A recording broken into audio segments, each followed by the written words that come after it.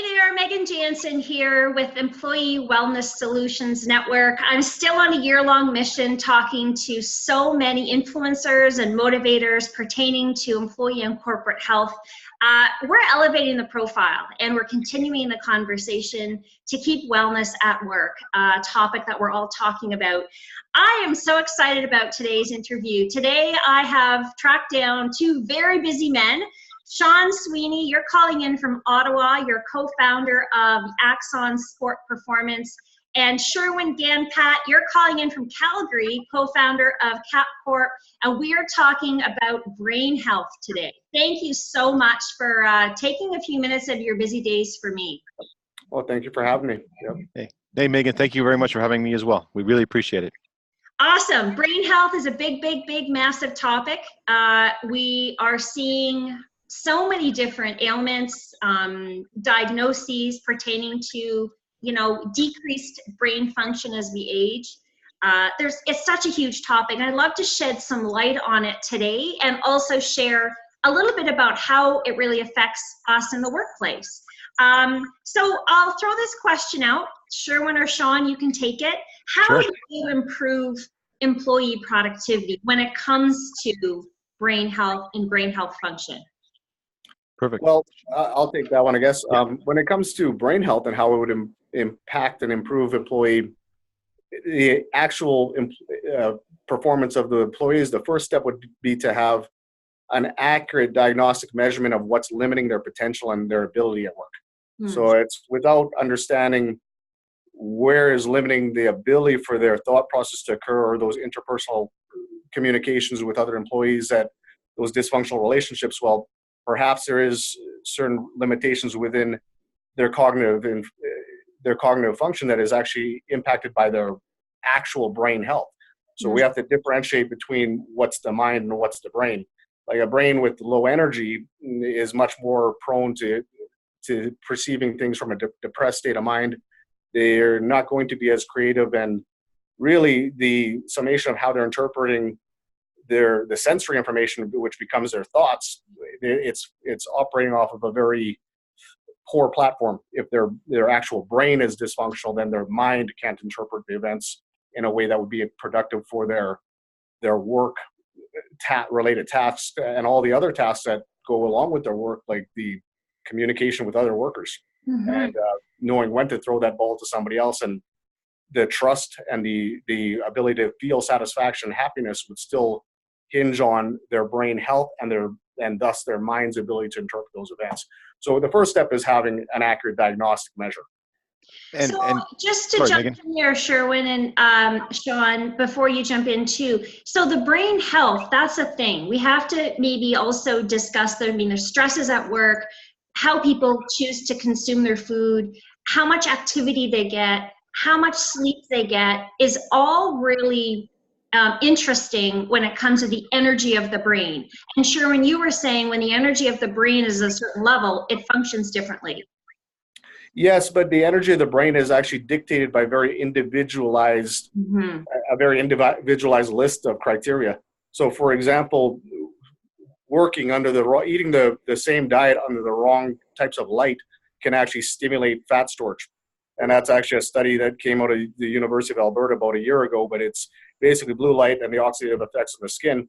Well, if they ate carbs under that light, well, they'll probably gain some weight around their love handles. But if they ate that outside in UV light or with certain frequencies of red light in the evening, the same pathways wouldn't be activated, and they could eat the same food and not gain weight.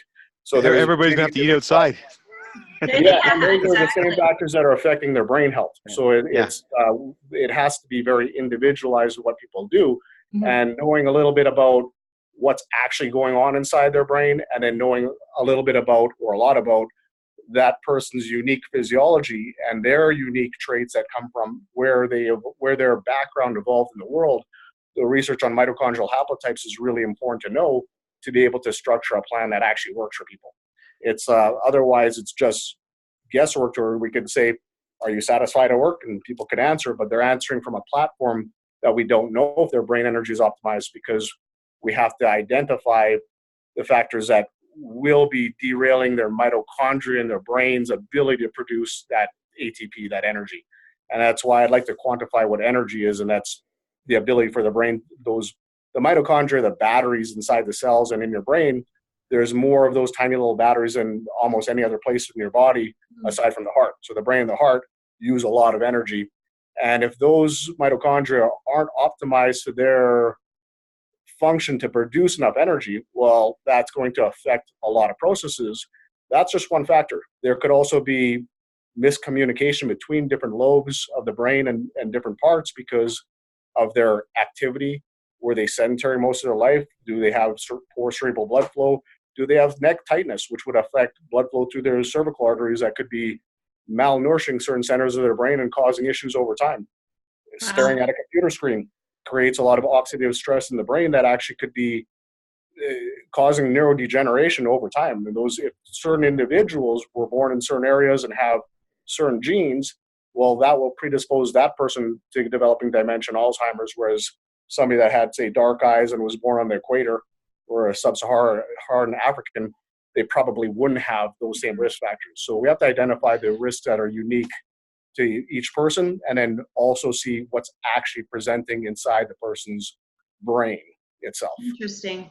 Sean, do you have anything to add to the topic of brain health and optimizing brain health for folks that do have lots going on in their work and family lives?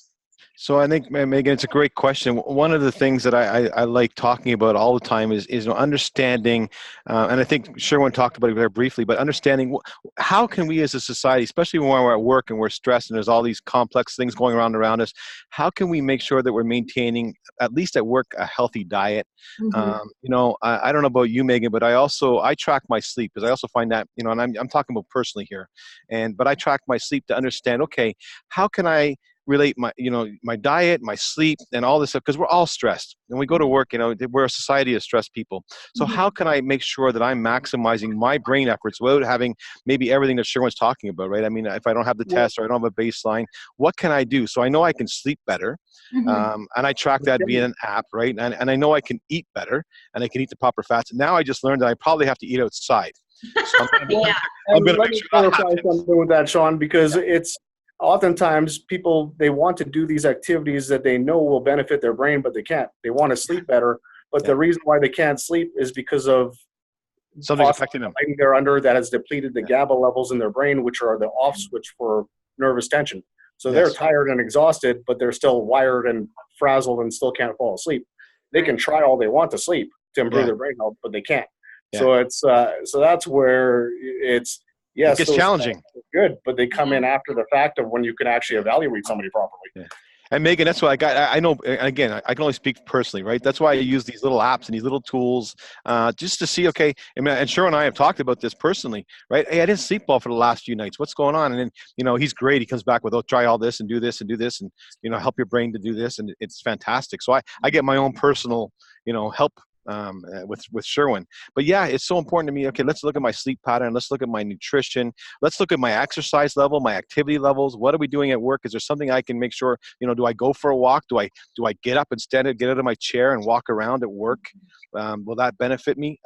I know it does, right? But I think these are all things. And when we talk about, healthy brains in the workplace, that we can start instituting, across the country, that we say, listen, these are things that we need to be tracking. And if there's something off, how can we fix it? And then we get more productive. I think we would have more productive employees and happier employees. Well, happiness is a big thing. And absolutely, when we're talking about wellness strategies, health promotion strategies at work, it's definitely mental health, mental wellness, happiness, their resiliency. They're all key words when it comes to effective programming and effective supports for employees, for certain. How do you assess if an employee isn't performing well? I mean, yes, if they feel supported, they might come forward with them just not feeling great, or having some struggles with maybe some colleagues, or sometimes that manager-employee relationship is tough. Yeah. How can you assess if people aren't performing or feeling their best? That's a great question. So, Megan, I'm responsible for sales inside my organization. And so I very quickly, it's pretty easy to tell when someone's off. The call numbers are down, the emails out, the activity little kind of shifts, or there's fewer questions back over to me, right? So these are indicators that there could be something wrong. And one of the things that I've done and implemented inside our organization, I hired a mental performance coach, right? So that they have someone not just for me to talk to. They don't have to just come to me. They can go talk to somebody else, and that would help us with the assessment of this with this person, and allow them to feel also comfortable to go out and communicate and talk with somebody else other than maybe their boss or the one that's employing them, right? So they just feel a little bit better. So I see those right away. Sherwin, you probably have a more scientific approach with how you'll be looking at the health. Well, I would just assume, it's just what people will bring to you is very subjective, because that's how they're perceiving their reality. So, yeah. It's how they feel, but is that the reality of it? And the point with using diagnostic tools that are extremely sensitive is that you can basically, if there is poor cerebral communication between parts of their brain, they may have trouble perceiving the information in a harmonious manner that would benefit the whole environment. But that could be easily remedied with certain learning tools and certain courses or certain types of team building events. But in order to identify the right approach, you have to fix their brain for their mind to create harmonious relationships with what they interpret as happiness and satisfaction. Because if their brain is chronically inflamed, and that's one of the big things where omega-3s come in, if it's composed of the wrong fats, on a molecular level, it's not working right. That type of disharmony doesn't lend itself to creating a brain that would easily interpret happiness or satisfaction. So I would address it one level below that on a fundamental plane, where can they perceive harmony, or is their brain function actually slightly off in terms of the communication pathways and signaling that too much insulin in the brain can cause certain pathways to be overstimulated, and then their accuracy on their work tasks are off too, and then their performance is bad, and then they're unhappy about that. So having a really solid foundation of brain health before people break it off into cognitive evaluation, which is the mind, which is, yes, it stems partially from the brain, but it's not the brain. Differentiating between those two things is very important, because then just evaluating, hey, my performance is off, well, improve your performance. It's sure, but it's like what we're saying is that we can assess possibly why those factors are off. Not possibly, we can assess them, and then we can point them in the direction of how do we optimize a synergy between these different parts of their brain? How do we create that resonance within the brain, which is critical to learning? And if there is any areas that are not very well lit up on exams, for example, their occipital lobe, well, they're not a good visualizer. Or if they don't have good quick communication between their temporal, the back of their head, their occipital, and the frontal lobe, then maybe their problem-solving abilities are going to be impaired. Their communication abilities are going to be impaired. So is there workplace strategies for group, corporate team building events that could benefit them as a whole to develop their brain to allow them to have more of the type of satisfaction and improved performance that Sean was talking about? Yeah. So it's just addressing it one notch lower or one notch above. We have to separate the brain from the mind. Yeah. That's great. I like that practical application of the brain health and optimizing function in order to have the mindset necessary to experience satisfaction, happiness, empowerment, and resiliency. I think it's such an interesting connection. As we tie up today, this is a gigantic topic, as we've definitely just not even scratched the surface, I don't think. But final thoughts. Sean, do you want to take it away for final thoughts? I think, first of all, Megan, thank you very much for having both Sherwin and I on the call. We really appreciate it. And I think it's important that the management teams, the people who oversee the workforce and themselves, take brain health seriously. It's such, like you said, that the topic is immense. There's so much, I don't want to say opportunity in it, because it's not really about opportunity. It's about, making sure that our fellow human beings can be as productive as possible in the workplace. If you're providing those work meals, make sure they're healthy, make sure the doctor, and then Sherwin can tell us what light to eat in, but make sure that they're healthy choices. Make sure that you're providing opportunity for your employees to get out there and get moving and reduce as much stress as possible. So I think, there's lots of stuff that we can learn from and utilize in the workplace, but, give them the opportunities to be as healthy as possible. I think that's kind of my takeaway from this. And there's lots of tools and insights, and I'm sure you bring lots to the table, Megan, when it comes into corporate wellness. So, Sherwin, anything? No. Unless there's a question. It's just, all those things that people try to do, like eat right to improve their brain function. Well, they don't know what that really is without a test. There are certain foods that increase certain neurotransmitters. Sure. Dopamine is the neurotransmitter of hunters, of motivation and drive. That's why athletes in soccer or hockey that chase something around, always the ones that do really well, always have the highest levels of dopamine. So do all the CEOs and top executives, because they're driven. So when their dopamine levels are low, what foods actually increase dopamine? It's like acetylcholine is the neurotransmitter that allows you to have a sense of humor, because it allows you to make quick relationships between topics. It's also what you use in muscles when you're lifting weights in the gym. But what foods build acetylcholine? Now, if somebody's thinking and suffering, how would we improve their diet? Well, they would need to know that, because otherwise cutting out carbs from their diet might not work for them. That's right. It's just a deeper level of understanding of exactly how to make what those people want happen. Absolutely. Yeah, very cool.